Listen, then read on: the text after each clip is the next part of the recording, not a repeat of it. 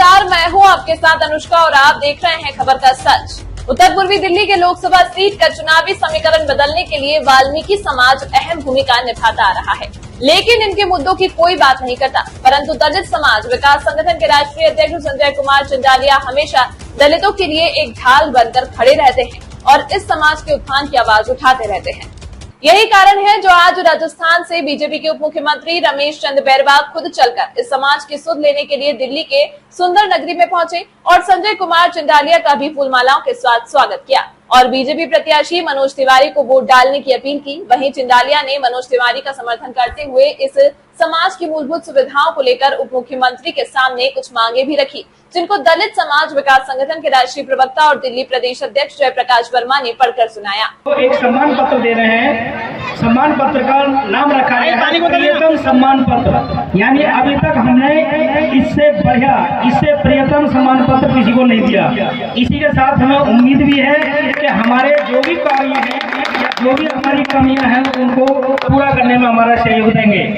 आज बहुत ही हर्ष का विषय है कि हमारे मध्य अति अनुभव यानी महानुभाव डिप्टी सीएम उप मुख्यमंत्री राजस्थान भारत सरकार श्री प्रेमचंद बैरवा जी और सच्चे प्रेम की मूर्ति संस्थापक एवं राष्ट्रीय अध्यक्ष दलित समाज विकास संगठन रजिस्टर्ड श्री संजय कुमार चंडालिया जी मुख्य अतिथि के रूप में राष्ट्रीय प्रवक्ता व अध्यक्ष निगरानी कमेटी व अध्यक्ष दिल्ली प्रदेश जयप्रकाश वर्मा जी की अध्यक्षता में सभी को अनूठा प्यार देने और देने के लिए पधारे। ये घड़ियां हमें हमेशा याद रहेंगी।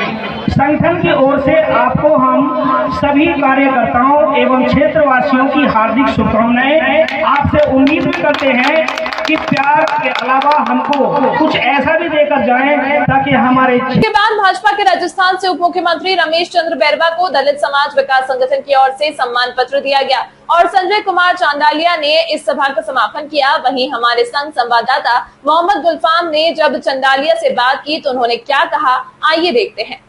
क्या मांगे हैं और क्या यहाँ पर प्रोग्राम हुआ है और प्रोग्राम की रूपरेखा क्या बनाएंगे? प्रोग्राम की रूपरेखा ये है कि एक तो दलित समाज विकास संगठन के माध्यम से जो कार्यक्रम हुआ है, ये दलितों की जो सपोर्ट माननीय मनोज तिवारी जी को दी गई है और ये सोच करके दी गई है कि पिछले 10 सालों में जो उन्होंने नहीं किया वो हो सकता है कि अब इस साल में कर दें, क्योंकि हमने अपना समर्थन लेटर भी दिया है, अपना मांग डिमांड लेटर भी दिया है और सम्मान पत्र भी उन लोगों को दिया है।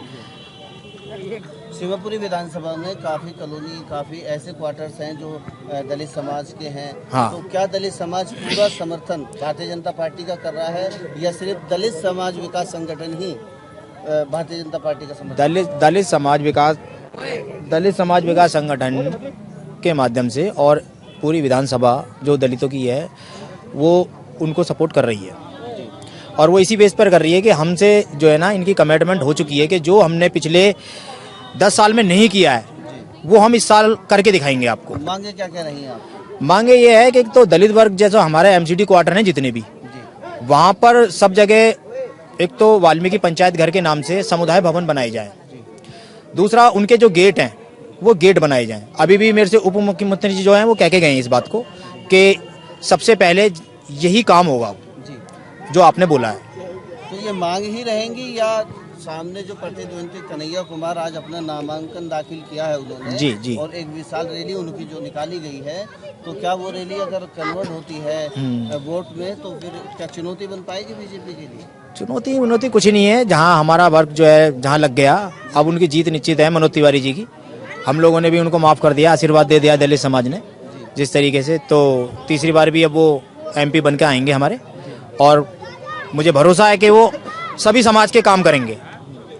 तो क्या लगता है भारतीय जनता पार्टी हैट्रिक लगा पाएगी आपकी बात? देखिए, सबसे पहले उत्तर पूर्वी की जो जनता है और जनता में भी जो अपना दलित समाज है और दलित समाज में भी जो वाल्मीकि समाज है, उन्होंने तय कर लिया है कि हम मनोज तिवारी जी को तीसरी बार हिंदुस्तान की लोकसभा में भेजेंगे और कन्हैया कुमार भारतीय जनता पार्टी के हमारे सांसद आदरणीय मनोज तिवारी जी के सामने कहीं नहीं टिकता है। हमारा एक एक समाज का व्यक्ति मनोज तिवारी जी के साथ है, भारतीय जनता पार्टी के साथ है। एक नैरेटिव भी तैयार हो रहा है कि 400 पार का जो नारा प्रधानमंत्री जी ने दिया है, उससे कहीं ना कहीं एक ऐसा मैसेज जा रहा है कि 400 पार हुआ।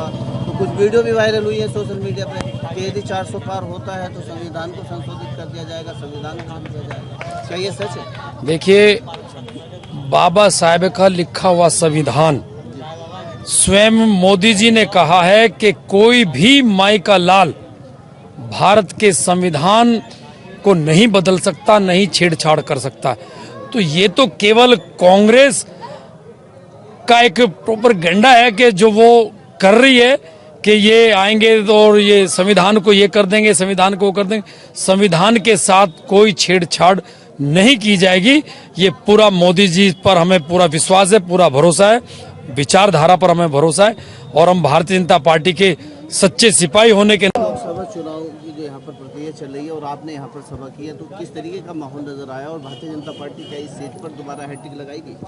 देखिए, पूरे हिंदुस्तान की जनमानस माननीय यशस्वी प्रधानमंत्री जी के सहयोग के लिए और उन पे विश्वास कर रही है, जिन्होंने 10 साल में इस हिंदुस्तान का मान और सम्मान बढ़ाया है। निश्चित रूप से हमारे दलित, पिछड़े और वंचित लोगों के लिए जनकल्याणकारी योजनाएं चलाकर उनको समाज की मुख्य धारा में लाने का जो उनका विजन और सपना रहा है, निश्चित रूप से आम जन इस भावना के साथ माननीय नरेंद्र मोदी जी के साथ है और इस दिल्ली की 7 सीट आएगी भारतीय जनता पार्टी के पक्ष में और माननीय नरेंद्र मोदी जी तीसरी बार प्रधानमंत्री बनेंगे और 400 पार का जो विजन और नारा जो रखा है निश्चित रूप से पूरा होगा। दलित समाज विकास संगठन के जो राष्ट्रीय अध्यक्ष हैं